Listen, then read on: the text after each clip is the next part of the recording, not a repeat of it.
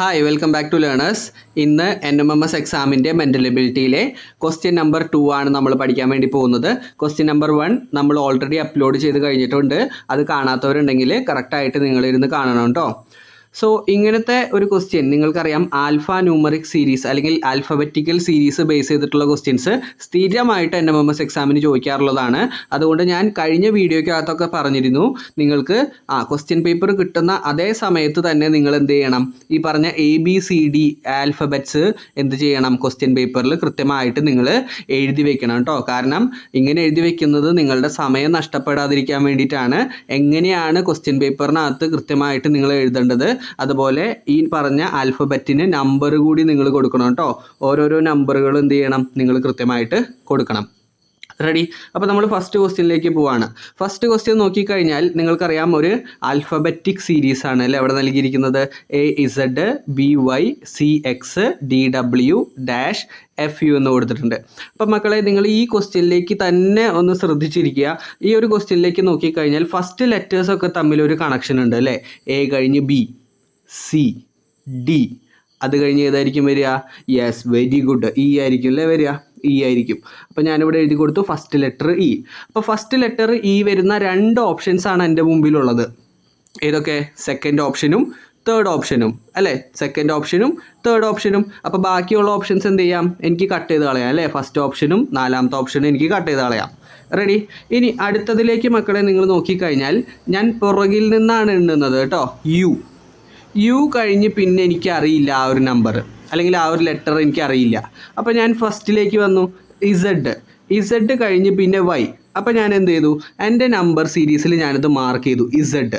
അത് കഴിഞ്ഞ് പിന്നെ Y വന്നു, അത് കഴിഞ്ഞ് X വന്നു, അത് കഴിഞ്ഞ് W വന്നു. ഇനി അത് കഴിഞ്ഞ് ഏതായിരിക്കും വരിക? യെസ്, വെരി ഗുഡ്, V ആയിരിക്കും അല്ലേ വരിക. കാരണം മക്കളെ, നിങ്ങളിവിടെ നോക്കിയാൽ അറിയാം, ഓരോ ലെറ്ററിൻ്റെ ഗ്യാപ്പാണ് അല്ലേ. Z കഴിഞ്ഞ് Y, X, W, അത് കഴിഞ്ഞ് ഏതായിരിക്കും വരിക? യെസ്, ഉറപ്പായിട്ടും V ആണ് വരിക. സോ ഓപ്ഷൻ നമ്പർ ഏതാണെടാ? യെസ്, ഓപ്ഷൻ നമ്പർ 2 ആണ് കേട്ടോ കറക്റ്റ് ആയിട്ടുള്ള ആൻസർ. ഓപ്ഷൻ നമ്പർ 2 EV എന്ന് പറയുന്നതാണ് കൃത്യമായിട്ടുള്ള ആൻസർ. ഇനി അടുത്ത ക്വസ്റ്റ്യനിലേക്ക് വന്നു കഴിഞ്ഞാൽ മക്കളെ, നിങ്ങൾക്ക് ഇവിടെ ഒരു ആൽഫബറ്റിക് സീരീസ് കാണാൻ വേണ്ടി പറ്റും. BCEHL എന്ന് ചോദിച്ചിട്ടുണ്ട്. 4 ഓപ്ഷൻസ് നിങ്ങൾക്ക് ഇവിടെ കാണാം അല്ലേ. അപ്പോൾ നമ്മൾ എന്താണ് ചെയ്യേണ്ടത്? യെസ്, നമ്മൾ എഴുതി വെച്ചിട്ടുള്ള ആൽഫബറ്റിക് സീരീസിലേക്ക്, ആ 26 ആൽഫബറ്റിലേക്ക് എന്ത് ചെയ്യണം, ഈ പറഞ്ഞ ലെറ്ററുകളെല്ലാം ഒന്ന് റൗണ്ട് ഇട്ട് കൊടുക്കണം അല്ലേ. B, അതിനുശേഷം C, അതിനുശേഷം E, പിന്നെന്താണ് H, അത് കഴിഞ്ഞ് L. ഇത്ര ലെറ്റേഴ്സാണ് നമ്മൾ മാർക്ക് ചെയ്ത് വെച്ചിരിക്കുന്നത്. അപ്പം മക്കളെ, നിങ്ങൾക്ക് ഇവിടെ ഒരു റിലേഷൻ കാണാൻ വേണ്ടി പറ്റും അല്ലേ. എന്താണ് ആ റിലേഷൻ? ആദ്യത്തെ ലെറ്റർ എടുത്തു, തൊട്ടടുത്തുള്ള ലെറ്റർ എടുത്തു അല്ലേ. അതിനിടയിൽ ഗ്യാപ്പ് ഒന്നുമില്ല, 0 ഗ്യാപ്പാണ്. റെഡി?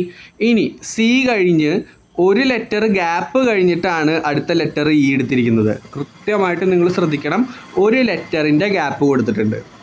റെഡി?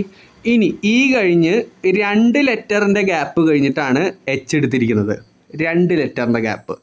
ഇനി H കഴിഞ്ഞ് 1, 2, 3 ലെറ്ററിൻ്റെ ഗ്യാപ്പ് കഴിഞ്ഞിട്ടാണ് L എടുത്തിരിക്കുന്നത്.